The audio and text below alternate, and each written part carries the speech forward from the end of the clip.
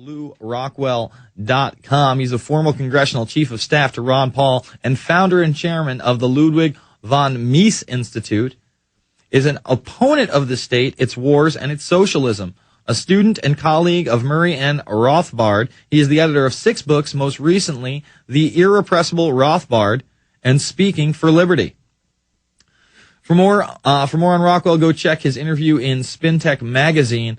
He's been on the show before. He's got a great website, and we're going to be talking about the economy, the imminent collapse of GM, Peter Schiff talking about the imminent collapse of the dollar, these reports that perhaps this last Bilderberg meeting was really to talk about the gutting of the dollar as the world reserve currency, Brazil moving away from it, China moving away from it, apparently Russia moving away from the dollar. So where is all this headed? We now have Lew Rockwell on the line. How are you, sir? I'm fine, thank you. How are you doing, Jason? Very good. Why don't you just give a brief overview of where you think the economy is going in the next 6 months? I mean, I'm watching the news right now. They're saying, all right, GM is definitely going under. You know, the dollar seems to be going under. I mean, it's getting lower and lower. Gold's having kind of an explosion right now. It's up around 960. A month ago, it was at about 890, 880. That's going up. Meanwhile, Peter Schiff is saying the dollar is about to collapse fully. You have Brazil, dumping it as the world currency. Russia following suit. China talking about it. I mean, what's next? What are your predictions? Well, the only world currency ought to be a gold standard, as it was in the 19th century. So it was a big mistake under the evil John Maynard Keynes when the United States in 1944 set up the dollar as the world currency. And it's enabled us to, in effect, export our inflation. So we don't pay here at home, we don't pay the entire price of U.S. monetary policy, or at least we haven't in the past. We are, however, about to pay it because, as you say, the dollar is becoming worth less and less. The Federal Reserve injected, and of course, they're very secretive. We don't know exactly what they're doing, this terrible operation. But they injected something like $11 trillion in newly created money into the world economy in terms of new dollars in order to protect Wall Street and the banks. So what they've done is they've, in other words, vastly increased the money supply. So far, that money has gone into reserves in the banks. The banks are running almost 100% reserves, which is what Murray Rothbard would have liked. I mean, this is because fractional reserves are always a source of much evil and economic disaster. Well, let's talk about when the recovery, when people perceive the recovery is starting, and businessmen start borrowing again, banks, in other words, start lending, because right now that lending and borrowing is not going on. Thank goodness, because we've just been through a period of crazed borrowing and lending. But when that lending and borrowing starts again, then we're going to see very high inflation rates, maybe hyperinflation, and it's very scary business. Well, let's talk about the IMF and their role in all of this, and the SDR units, or the special drawing rights units, and where they come into play. I mean, they started really hyping these up after the G20. We know trillions were fused into the economy through these SDRs. We know that Mexico took $47 billion from the IMF because of the swine flu outbreak. What are these SDR units? Well, the International Monetary Fund, like the World Bank, was set up, ironically, as part of what we're talking about, Keynes and the Bretton Woods conference in 1944. You can think of these, it's sort of like the UN. It's the disguise for U.S. operations. It makes it seem like the whole world is doing things. So the IMF is one of these institutions set up by Franklin Roosevelt and the rest of the boys back in 1944, and it serves as a way to give foreign aid without directly coming from the U.S. They can give money to Mexico, they can give money to various places. And they also created, a long time ago, these special drawing rights, were just another fiat currency, but this time created by the IMF. It doesn't mean anything. It's not a good thing. It may engender more inflation, which is a great evil always and everywhere. And of course, inflation is a benefit to the government. It's a benefit to the big banks. It's a benefit to government contractors, military-industrial complex, all the rest of the flies that hang around the garbage can in Washington, D.C. But it's not good for the rest of us, this devaluation of the dollar. So the IMF is part of the deal, just like the Federal Reserve. These are all bad agencies, and what we actually need is the money that can't be depreciated by the government.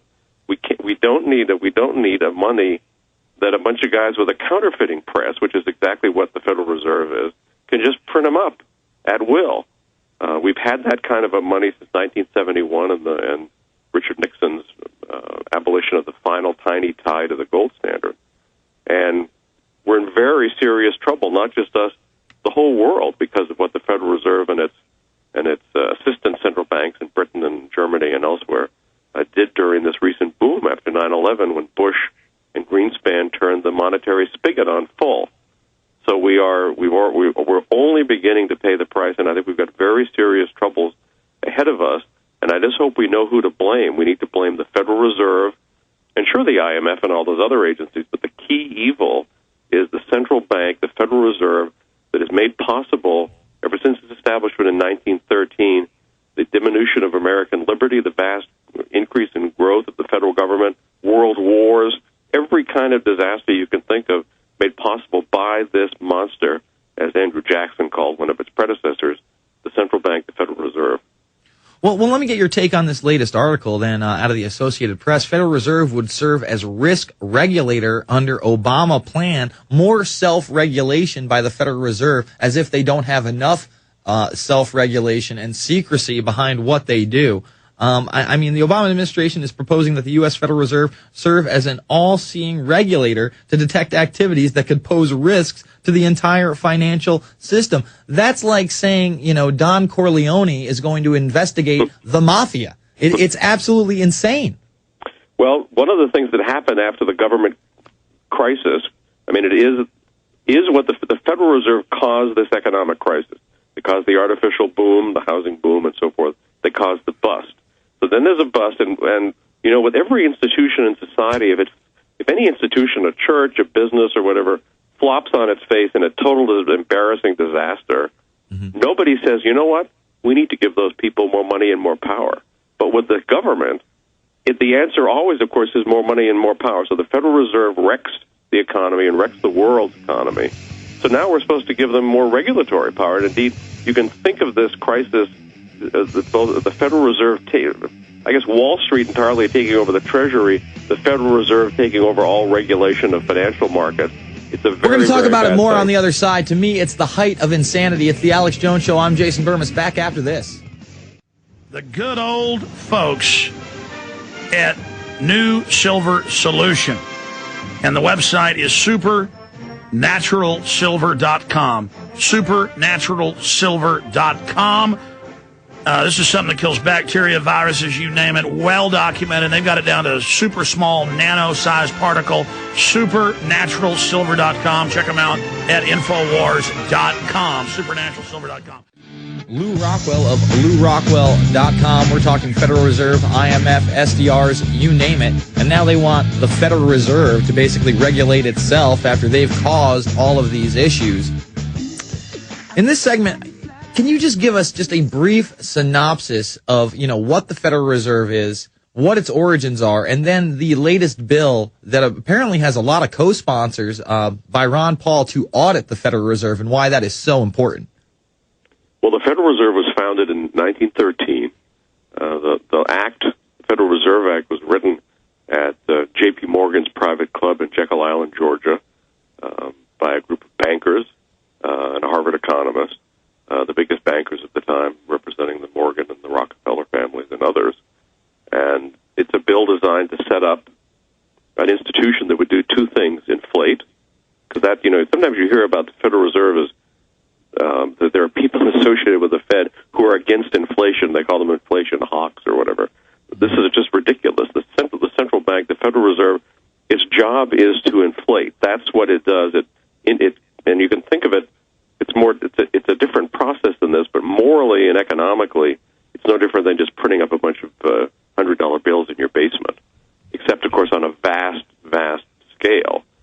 Now, what the Federal Reserve, so they do that, and it was set out to benefit the big banks, allow them to inflate and be the so-called lender of last resort, so that during a boom, when the boom went bust, Federal Reserves cause a boom. When it goes bust, they would give money to the banks to make sure they didn't suffer any damage, just as the Federal Reserve did in this most recent crisis.